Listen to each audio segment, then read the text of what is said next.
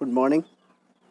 आज हम लोग जो है एक्सप्रेशर के बारे में जानने की कोशिश करेंगे। एक्सप्रेशर के नोट्स हमने आपको पहले ही दिए हुए हैं, एक्सप्रेशर और कंप्रेसर दोनों के।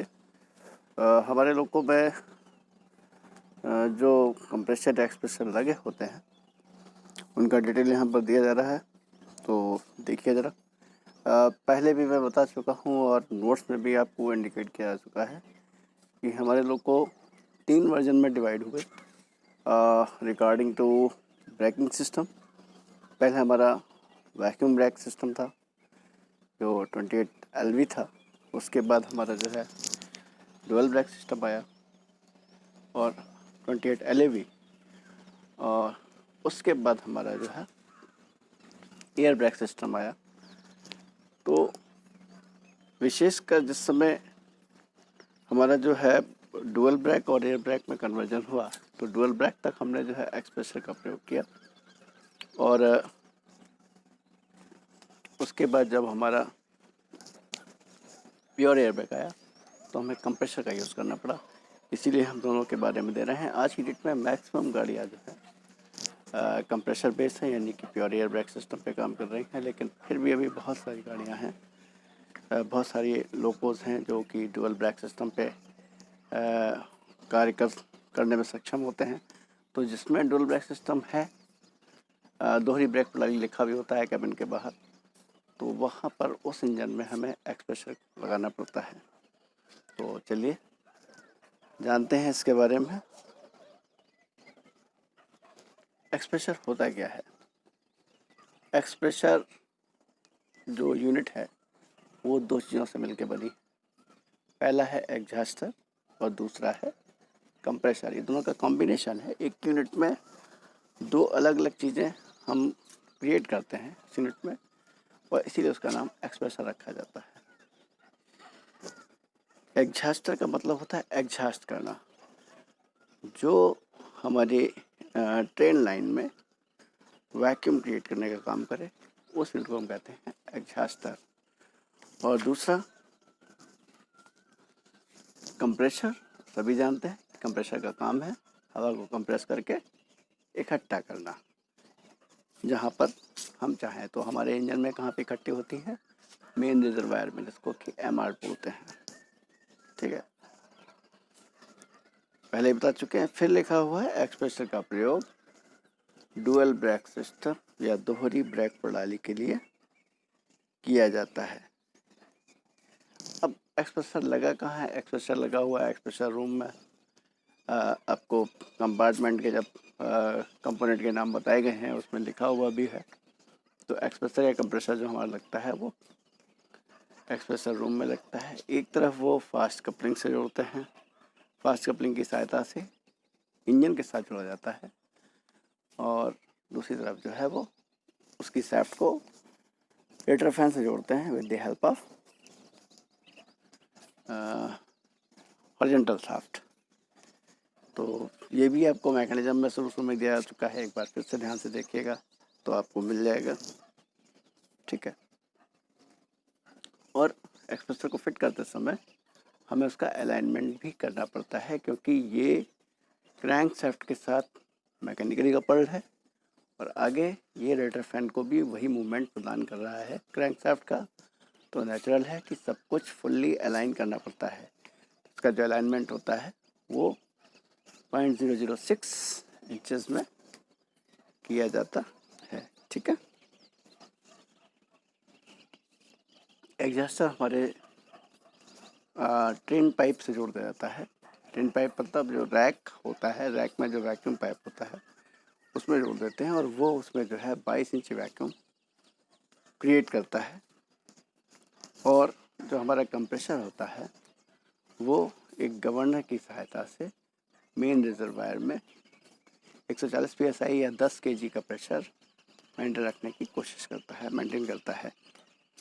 ठीक है ना, यही एयर प्रेशर जो है हमारा कंट्रोल सिस्टम और ब्रेक ऑपरेशन के लिए काम में आता है। हमारा जो कंप्रेसर है ख़ास तौर से हमारे लोगों में वो जो है 2 स्टेज पे काम करता है। तो ये आपको ITI लेवल पर पढ़ाया गया होगा कि single stage compression, multi stage compression और इसके बेनिफिट्स भी बताए गए होंगे।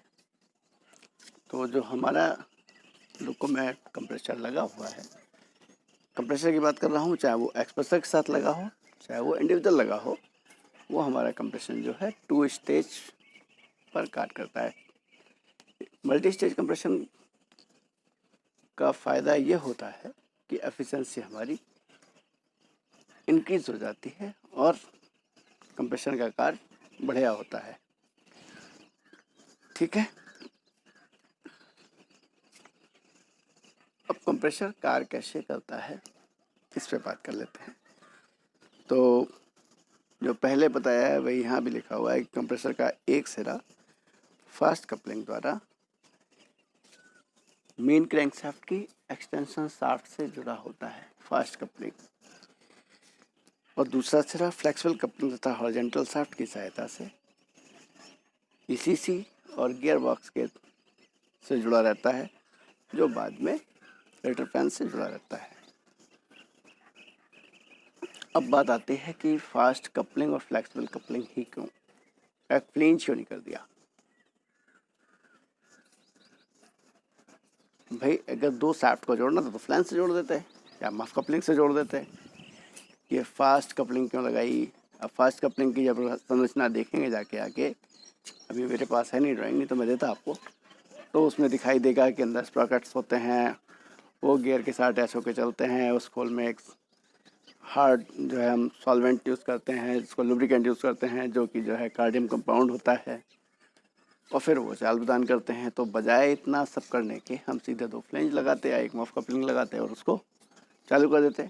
लेकिन ऐसा नहीं कर सकते थे, क्योंकि यही फास्ट कपलिंग जो है हमारे इंजन की क्रैंकशाफ्ट और हमारे कंप्रेसर, इसमें जो है थ्रस्ट को मेंटेन करते हैं। अगर हम मफ कपलिंग या फ्लेंज कपलिंग लगाते तो हमारा थ्रस्ट मेंटेन नहीं हो पाता और हमारा इंजन डैमेज हो जाता।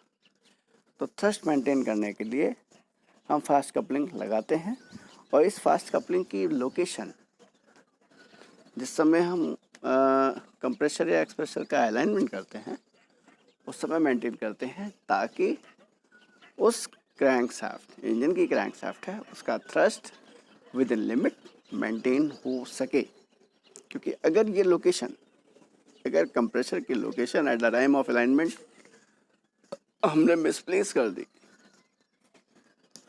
With in fraction of inches या फ्रैक्शन ऑफ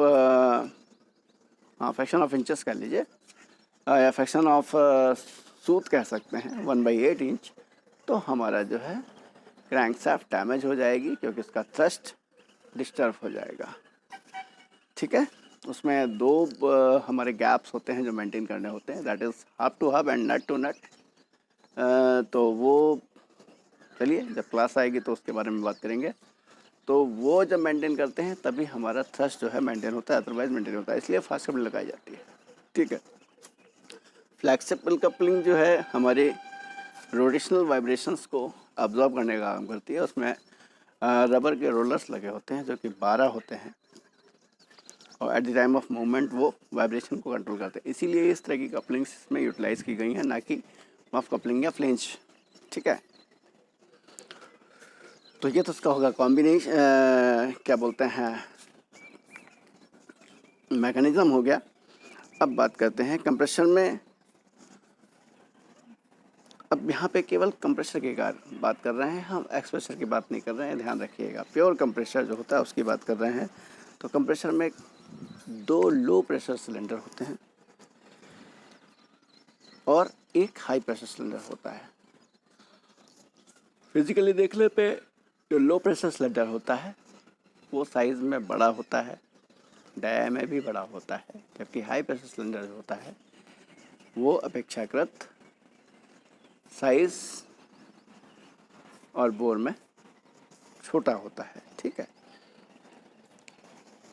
तो 2 लो प्रेशर सिलेंडर हो गए और एक हाई प्रेशर सिलेंडर हो गया। लो प्रेशर सिलेंडर में ध्यान रखिए हमारे 2 इनलेट और 2 एग्जॉस्ट वाल्व प्रत्येक सिलेंडर पे 2 इनलेट वाल्व और 2 एग्जॉस्ट वाल्व लगे होते हैं, जबकि हाई प्रेशर सिलेंडर में 1 इनलेट और 1 एग्जॉस्ट वाल्व होते हैं। अब जैसे हमारा इंजन है, हमारा जो डीजल इंजन है, डीजल इंजन में वाल्व कैसे काम करते हैं आपको पता है। वाल्व काम करते हैं with the help of cam followers, ठीक है ना। पुश रॉड, रॉकर आर्म, ये सारा पूरा मैकेनिज़्म है जो रॉकर आर्म असेंबली के साथ वो हमारे वाल्व को ऑपरेट कराता है।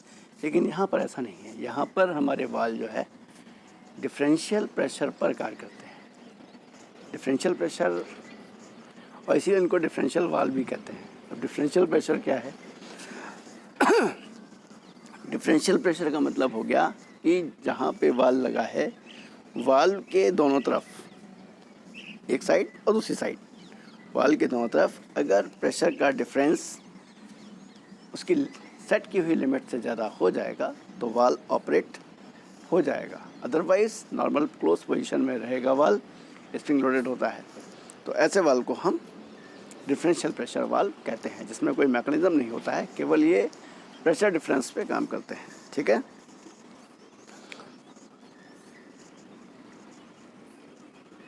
अब साथ ही साथ जो है, जो हमारे लो प्रेशर होते हैं वो वातावरण से हवा को खींचते हैं eight the time of working. तो उनके लिए जो है दोनों लो प्रेशर सिलेंडर के इनलेट पे हमको फ़िल्टर लगाने होते हैं और फ़िल्टर लगाए जाते हैं, ठीक है।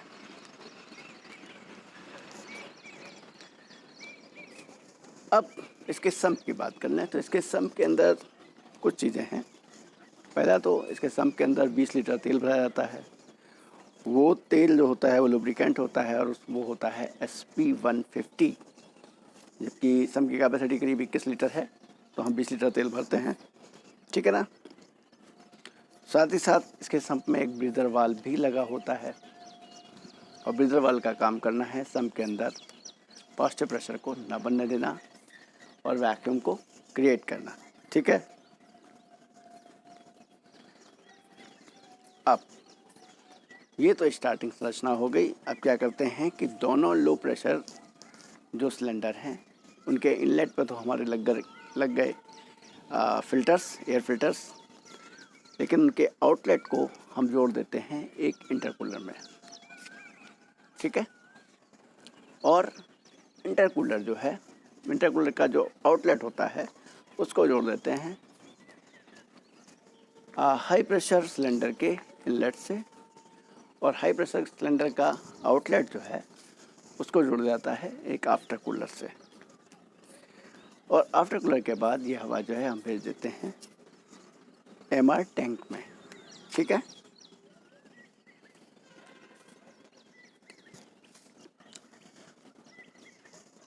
अब इंटरकूलर की सेफ्टी के लिए भी क्या करते हैं कि एक हम जो है सेफ्टी वाल्व लगा देते हैं जो 4.2 kg के आसपास सेट होता है, और वो इंटरकूलर की सेफ्टी प्रदान करता है।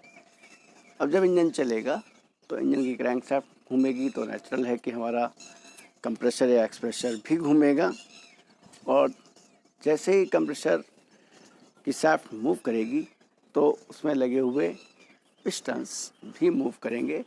3 सिलेंडर हैं तो तीनों पिस्टन एक साथ मूव करेंगे, तो लो प्रेशर अपना काम करना शुरू कर देंगे और वो हवा को लो प्रेशर पे कंप्रेस करना शुरू कर देंगे। और कंप्रेस करके कहाँ जाएगी हवा? वो जाएगी इंटरकूलर में, ठीक है। इंटरकूलर में ये हवा चूँकि कंप्रेस हुई है तो थोड़ी सी गर्म हो जाती है, तो वो ठंडी होगी, और ठंडी होने के बाद हाई प्रेशर सिलेंडर में पहुंचेगी दोबारा कंप्रेस होने के लिए, और वहाँ से दोबारा जब कंप्रेस होगी तो दोबारा फिर हवा गर्म होगी जो कि आफ्टर कूलर में जाएगी, और आफ्टर कूलर में जा कर के ये हवा दोबारा ठंडी होगी, और फिर वो कंडेंस्ड एयर जो है MR1 को जो है चली जाएगी, ठीक है। MR1 मतलब मेन रिजर्वायर टैंक नंबर 1, ठीक। अब जैसा कि मैकेनिज़्म बताया है उसके हिसाब से तो यह है कि जब तक इंजन चलता रहेगा तब तक हमारा कंप्रेसर भी चलता रहेगा, और इस तरीके से लगातार हवा कंप्रेस होती रहेगी, चाहे हवा यूटिलाइज हो या यूटिलाइज ना हो। तो फिर क्या होगा, या तो हमारे सेफ्टी वाल्व ब्लो कर रहे होंगे कंटिन्यूअस, या फिर हमारा टैंक फट जाएगा और सिस्टम फेल हो जाएगा, क्योंकि हवा लगातार कंप्रेस होगी। दूसरी बात, कंप्रेसर की एफिशिएंसी भी गिरना शुरू हो जाएगी लॉन्ग टर्म में, और कंप्रेसर हमारा फेल कर जाएगा, क्योंकि लगातार वर्क तो कोई भी यूनिट कर ही नहीं सकती। और चूँकि हमें हवा की उतनी ज़रूरत नहीं है, तो नेचुरल है कि हमको बीच में कंप्रेसर की वर्किंग रोकनी भी चाहिए। जैसे आपने देखा होगा, जो एयर भरने वाले होते हैं उनको जब ज़रूरत होती है तब कंप्रेसर चलाते हैं, और नहीं तो आप कंप्रेसर बंद कर देते हैं। लेकिन यहाँ पे कंप्रेसर को बंद नहीं किया जा सकता, क्योंकि ये मैकेनिकली कपल्ड है, इंजन के साथ है। तो फिर इसको मेंटेन करने के लिए हमने जो है ईपी गवर्नर लगाया हुआ है, that is electro pneumatic governor. और इसके साथ एक होती है अनलोडर असेंबली। जब लाइन पे जाएंगे तो दिखाई देगा। तो हम क्या करते हैं कि तीनों सिलेंडर के इनलेट पे अनलोडर असेंबली लगा देते हैं, ठीक है। और उस अनलोडर असेंबली का connection with the help of a copper pipe, एक कॉपर पाइप की सहायता से उस इलेक्ट्रोन्यूमेटिक गवर्नर से कर देते हैं, ईपी गवर्नर। और इलेक्ट्रोन्यूमेटिक गवर्नर का कनेक्शन जो है वो हो जाता है एमआर टैंक से एक कॉपर पाइप के द्वारा, ठीक है। अब क्या होता है कि जब MR1 टैंक में, MR नंबर 1 टैंक में हवा का प्रेशर 10 kg से पहुंच जाता है, 10 kg पर सेंटीमीटर स्क्वायर पर पहुंच जाता है, तो वो 10 kg की हवा ईपी गवर्नर की सहायता से अनलोडर असेंबली पर पहुंच जाती है। ये ईपी गवर्नर काम है। और वो पहुंच करके तीनों सिलेंडर के इनलेट वाल्व को परमानेंटली ओपन पोजीशन पे छोड़ देती है, ठीक है। ये 10 kg का प्रेशर अनलोडर असेंबली से तीनों सिलेंडर के इनलेट वाल्व पे पहुंच जाता है, और वो प्रेशर जो है तीनों सिलेंडर के इनलेट वाल्व्स को परमानेंटली खुला छोड़ देता है, खोल के रख देता है। तो उससे क्या होता है कि कंप्रेसर हमारा वर्क तो कर रहा होता है, लेकिन हवा को कंप्रेस नहीं कर पाता, क्योंकि हवा वहीं से जाती है अंदर इनलेट से, और इनलेट से ही बाहर वातावरण में निकलती रहती है। और इस सिचुएशन को हम बोलते हैं अनलोडिंग सिचुएशन, कि हमारा कंप्रेसर उस समय अनलोड कंडीशन में कार्य कर रहा होता है। बंद नहीं कर सकते, लेकिन उसकी वर्किंग को हम रोक देते हैं, उसके लोड को हम ख़त्म कर देते हैं, ठीक है। और हमारा इंजन चलता रहता है। जब हमारे एमआर टैंक में हवा का दबाव यानी कि एयर प्रेशर 8 kg पर सेंटीमीटर स्क्वायर या 8.2 kg पर सेंटीमीटर स्क्वायर जितने पे भी सेट किया हो उतने पर आ जाता है, तो वापस MR1 टैंक की हवा ईपी गवर्नर से कट जाती है, यानी ईपी गवर्नर उस हवा के प्रेशर को आगे नहीं भेजता है, और अनलोड असेंबली अपना काम करना बंद कर देती है, और हमारे वाल्व अपनी पुरानी पोजीशन पे आ जाते हैं, नॉर्मल कंडीशन पे आ जाते हैं, और हमारा कंप्रेसर काम करने लगता है। तो इसको हम बोलते हैं लोडिंग कंडीशन, ठीक है। यानी कि अब हमारा कंप्रेसर लोड कंडीशन में कार्य कर रहा है, ठीक है। तो इस तरीके से हमारा कंप्रेसर MR टैंक में 8.2 kg पर सेंटीमीटर स्क्वायर से 10 kg पर सेंटीमीटर स्क्वायर का प्रेशर मेंटेन करता है, ठीक है ना। और इस लोडिंग अनलोडिंग फिनोमेना को हमें at the time of maintenance check करना होता है, और इसको सेट भी करना होता है, ठीक है। खासतौर से अनलोडर असेंबली का डिस्प्लेसमेंट, ईपी गवर्नर की वर्किंग, ये सारा कुछ चेक करना पड़ता है, ठीक है। अब MR1 के आउटलेट पे एक सेफ्टी वाल्व लगा देते हैं। किन्हीं कारणों से अगर हमारा ईपी गवर्नर माल फंक्शन कर जाए और हमारा MR टैंक में प्रेशर 10.5 kg पहुंच जाए, तो ये वाल्व जो है ब्लो कर जाएगा और अधिक दबाव की हवा को वातावरण में निकाल देगा, और MR टैंक को सेफ्टी प्रदान करेगा, ठीक है। MR1 टैंक की हवा जो है एयर ड्रायर में जाती है, और एनआरवी यानी कि नॉन रिटर्न वाल्व से होती हुई MR2 टैंक में जाती है, ठीक है ना। MR1 टैंक की हवा का प्रयोग कहाँ कहाँ करते हैं? हॉर्न, वाइपर, सेंडर, ठीक है ना। और control air pressure. Control air pressure वो न्यूमेटिक प्रेशर है जो कि 5 kg का है, और ये हमारे न्यूमेटिक कंडक्टर्स वगैरह को उठाने के काम होता है और लोको वर्किंग में काम करता है। को बहुत जगह यूटिलाइज़ किया जाता है, इलेक्ट्रिकल सेक्शन भी यूज़ करता है। और ये कंट्रोल एयर प्रेशर जब तक मेंटेन नहीं होता है तब हम इंजन को मूव नहीं करा पाते। You must note it. तो MR टैंक की हवा जो है 4 जगह के लिए मेंटेन होती है, that is control air pressure, sander, wiper and horn, इनको ऑपरेट करने के लिए होती है। जबकि MR2 की हवा का उपयोग ब्रेक सिस्टम के विभिन्न वालों को ऑपरेट करने के लिए किया जाता है, ठीक है ना। पहले ही बताया था, दोबारा फिर वही लिखा हुआ है कि कंप्रेसर के लुब्रिकेशन के लिए इसके संप में 20 लीटर 150 तेल भरा होता है, और इस संप के अंदर ही चैन और स्प्रॉकेट टाइप का एक लुब्रिकेशन पंप भी लगा होता है। और इस पंप वर्किंग को देखने के लिए, जांचने के लिए एक नीडल वाल्व भी लगा होता है। तो जब हमारा पंप चलता है, यानी कि जब हमारा कंप्रेसर चलेगा तो पंप भी चलेगा, क्योंकि चैन स्प्रॉकेट से वो शाफ्ट के साथ बंधा हुआ है।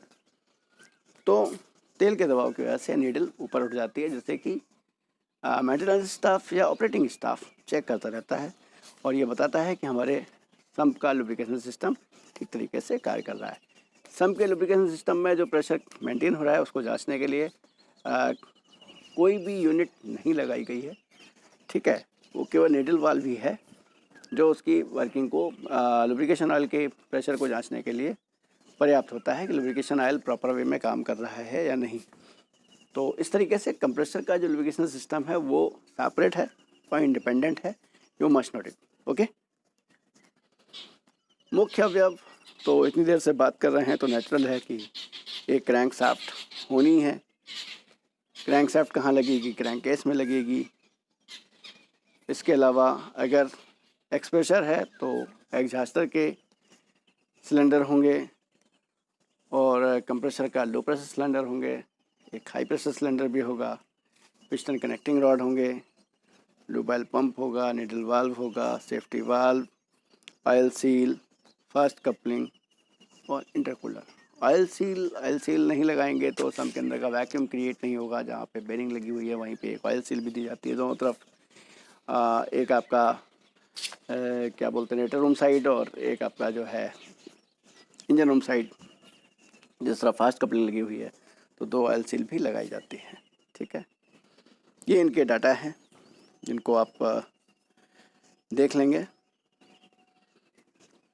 6CD4UC एक्सप्रेसर के डाटा। अब एक्सप्रेसर 2 तरीके के यूज़ किए गए। एक वो, देखिए कोई भी एक्सप्रेसर होगा तो उसमें 6 सिलेंडर रखे गए, पक्का है, लेकिन उसमें एग्जॉस्टर कितने हैं ये अलग अलग था। तो ये 2 यूनिट थी। पहली यूनिट थी 6CD4UC, यानी कि 6 सिलेंडर का एक्सप्रेसर है, जिसमें 4 नंबर सिलेंडर जो है एग्जॉस्ट का काम कर रहे हैं, यानी कि वैक्यूम बनाने का काम कर रहे हैं। तो इसको बोला गया 6CD4UC। तो ये डाटा 6CD4UC का ही है, ठीक है। सिलेंडर बोर अलग अलग दिखाया हुआ है। एग्जॉस्टर स्ट्रोक सबका सेम होना है क्योंकि क्रैंकशाफ्ट एक ही क्रैंकशाफ्ट पे है, ठीक है। पिस्टन रिंग दिखाए हैं, नॉर्मल प्रेशर दिखाया है। रेटेड स्पीड वही होती है जो हमारे इंजन की होती है, उसमें कुछ भी अलग नहीं हो सकता, क्योंकि जितनी स्पीड पे इंजन काम करेगा नेचुरल है कि उतनी स्पीड पे हमारा कंप्रेसर भी काम करेगा, क्योंकि उसी से ड्राइव ले रहा है, ठीक है।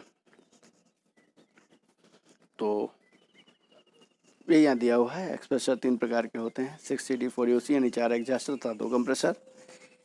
KE6 इसको बोलते हैं, इसका ये मॉडल नंबर है, और ये जो है 3 एग्जॉस्टर और 3 कंप्रेसर के साथ प्रयोग होता है, यानी कि 6 सिलेंडर में 3 सिलेंडर जो है हमारा वैक्यूम बनाने का काम करेंगे और 3 सिलेंडर हमारा कंप्रेशन काम करेंगे, यानी कि 2 LP और 1 HP।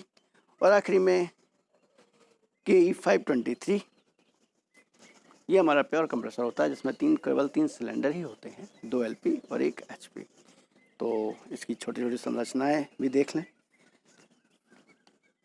तो हमारा जो एक्सप्रेसर है, ये एक एक्सप्रेसर है KE6, 3 एग्जॉस्टर और 3 कंप्रेसर वाला।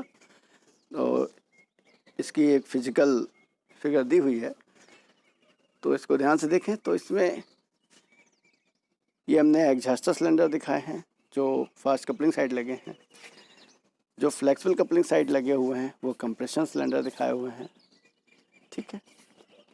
और आखिरी में इंटरकूलर भी दिख रहा है, और सबसे आगे एक फ़ैन भी दिख रहा है जिसको मैंने नहीं दिखाया। अगर आप ध्यान से देखेंगे तो एक फ़ैन भी दिखाई दे रहा है जो इंटरकूलर और आफ्टर कूलर में हवा को, बहाव को प्रदान करता है, जिससे कि कूलिंग कैपेसिटी बढ़ जाए, ठीक है। दिस इज़ फास्ट कपलिंग जिसकी मैं बात कर रहा था, दिस इज़ फास्ट कपलिंग। तो चलिए जब आएंगे तो एक बार इसको डिटेल से बात करेंगे।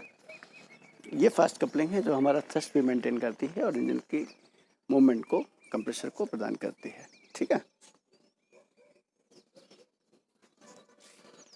तो ये हमारे लाइन डायग्राम्स हैं। तो दिस इज़ 6CD3UC यानी KE6। कन्फ्यूज मत हो जाइएगा, KE6 को ही ये भी बोलते हैं, यानी कि 3 कंप्रेशन और 3 एग्जॉस्टर। तो देखिए इसमें ऊपर जो दिखाई दे रहा है वो है कंप्रेसर सेक्शन, यानी कि इंटरकूलर लगा हुआ है। देखिए दोनों लो प्रेशर हैं, दोनों लो प्रेशर से आपकी हवा इंटरकूलर में जा रही है और हाई प्रेशर में आकर के ये वापस एयर रिजर्वायर में जा रही है। यहाँ पे आफ्टर कूलर नहीं दिखाया है, ठीक है, और बीच में सेफ्टी वाल्व लगा हुआ है। जबकि एग्जॉस्टर तीनों जो है ट्रेन लाइन से हवा को ले रहे हैं और एटमॉस्फेयर में छोड़ रहे हैं। वैक्यूम रिजर्वायर यानी कि ट्रेन लाइन, वैक्यूम कहाँ बनाएंगे, ट्रेन लाइन में। तो तीनों के इनलेट पे को जोड़ दिया गया वैक्यूम रिजर्वायर से, यानी कि ट्रेन लाइन से, और इनकी जो हवा ये वैक्यूम क्रिएट करेंगे, जो हवा अंदर से निकालेंगे वो कहाँ जाएगी, वातावरण में, ठीक है। दिस इज 6CD4UC यानी कि 4 एग्जॉस्टर और 2 कंप्रेसर, इसमें 1 LP और 1 HP। तो ये बीच वाले जो सिलेंडर हैं ये हमारे कंप्रेशन का काम कर रहे हैं, यानी कि लो प्रेशर में पहले हवा जाएगी फिल्टर के थ्रू और वो इंटरकूलर से होती हुई हाई प्रेशर में जाएगी और हाई प्रेशर में दोबारा कंप्रेस होकर के निकल जाएगी मेन रिजर्वायर में। जबकि 4 एग्जॉस्टर में वही कंडीशन रहेगी जो 3 एग्जॉस्टर की थी, कि चारों के इनलेट को जो है ट्रेन लाइन से जोड़ दिया जाएगा, वहाँ से वो हवा को खींच करके वातावरण में बाहर निकाल देंगे और वैक्यूम क्रिएट करेंगे, ठीक है। और ये हमारा सिंपली प्योर कंप्रेसर है जो कि 523 है, ठीक है। तो इसमें वही है कि दोनों LP से हमारी हवा कंप्रेस हो रही है, हवा बाहर से वातावरण से ली जा रही है और एयर फिल्टर के थ्रू वहाँ से कंप्रेस होकर के जा रही है इंटरकूलर में। इंटरकूलर में हवा ठंडी होने के बाद वापस आ रही है हाई प्रेशर सिलेंडर में, और हाई प्रेशर सिलेंडर से हवा दोबारा कंप्रेस होकर जा रही है आफ्टर कूलर में, आफ्टर कूलर से ठंडी होने के बाद हवा जा रही है मेन रिजर्वायर में। So this is all about compressor. उम्मीद करता हूँ समझ में आ गया होगा। तो एक बार फिर ध्यान से देखिएगा और जो चीज़ें ना आए वो हमसे पूछने की कोशिश करिएगा। So thank you.